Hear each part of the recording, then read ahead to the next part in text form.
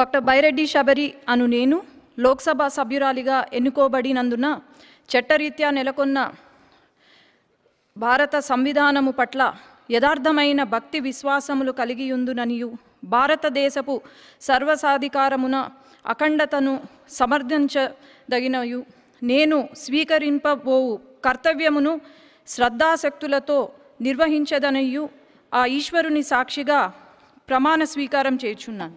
ఈ వీడియో కానీ మీకు నచ్చినట్లయితే లైక్, కామెంట్, షేర్ చేయండి. మరిన్ని అప్డేట్స్ కోసం సబ్స్క్రైబ్ చేయండి.